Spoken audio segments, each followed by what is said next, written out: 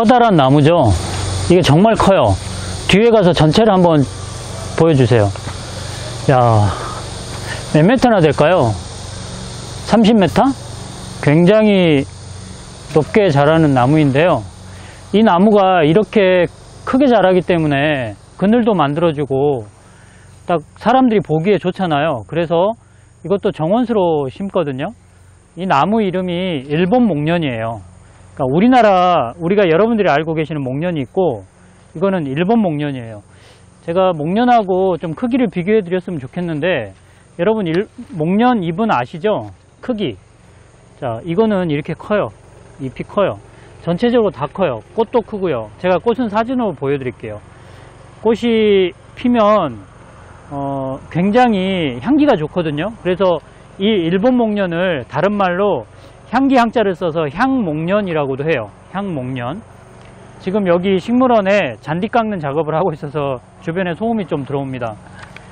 자, 지금 꽃이 지고 나서 열매가 맺었는데 열매도 한번 봐보세요. 이야, 거대하지 않습니까? 야, 정말 크다. 열매를 하나 따볼게요. 자, 좀 신기하게 생겼죠?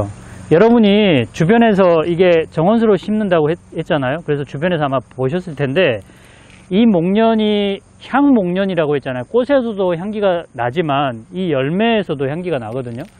제가 힘을 다해서 쪼개 보겠습니다. 자, 힘을 다할 것까지는 없네요. 자, 이런 식인데요.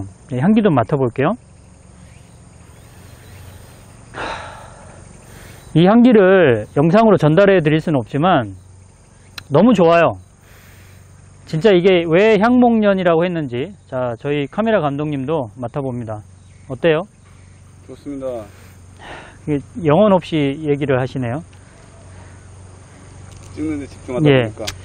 자, 이 일본 목련이라고 했는데, 이 일본 목련의 나무 껍질을 우리가 약으로 사용하는데 그거를 후박이라고 하거든요.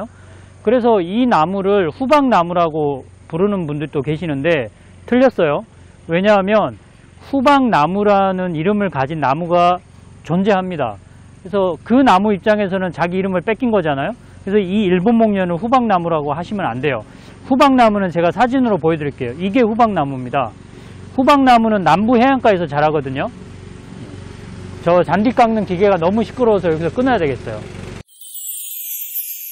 오늘 배울 약초는 일본 목련의 껍질, 나무 껍질, 뿌리 껍질, 줄기 껍질, 이것을 우리가 전문가들이 후박이라고 하는데요. 이게 약초 이름으로는 후박입니다.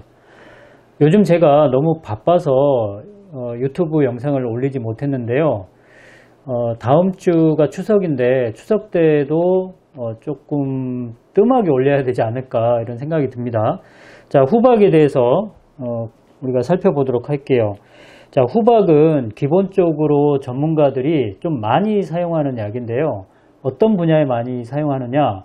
소화를 시키는 데 사용을 하고 변비를 치료하는 데 사용을 합니다. 여러분들 약국에 가면 가스 찼을 때, 배에 가스 차고 더부룩하고 소화가 안 될 때 소화제 찾죠. 대체로 생약 소화제들이 많은데 거기에 대부분 후박이 들어갑니다. 지금부터 이제 약국 가시면 내가 소화제를 사서 뒤에 라벨을 좀 보세요. 어떤 것들이 들어가는지 후박이라고 써 있을 거예요. 자, 후박은 장의 운동을 잘 시켜주기 때문에 우리가 어떤 음식을 먹고 더부룩하고 체했을 때 장 운동을 시켜서 가스를 빼주고 소화를 시키는 역할, 그 역할이 아주 좋고요. 또 장 운동이 잘 안 되면 변비가 생길 수 있는데 변비 치료에도 아주 효과적입니다. 특히 제가 앞선 영상에서 일본 목련의 다른 이름이 향목련이라고 했잖아요. 향기가 있다는 특징이 있는데 향기가 있으면요, 신경성 때문에 생기는 소화불량 또는 변비 이런 데 효과가 좋다고 생각하시면 돼요. 그러니까 여러분들이 평소에는 소화 잘 됐는데 우리 처갓집이 아니죠. 저기 실장이 뭐죠? 처갓집이 아니고 시댁 갔을 때 소화가 안 된다 또는 변비가 생긴다, 여행 갔는데 마음은 즐거운데 변비가 생긴다, 이건 다 신경 써서 나타나는 현상인데 이럴 때 후박을 사용하시면 딱 좋습니다. 자, 후박에 대해서 우리 의서에는 이렇게 표현하고 있습니다.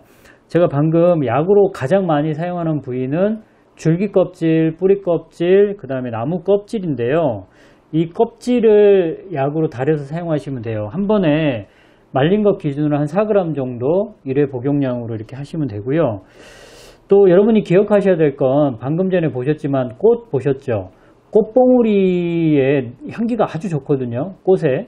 근데 꽃봉오리도 약으로 쓴다고 돼 있는데 이 의서에는 이렇게 돼 있어요. 기를 다스리고 습기를 운화시킨다. 흉복부가 막혀서 답답하고 불러올라 그득한 느낌이 있을 때 사용한다.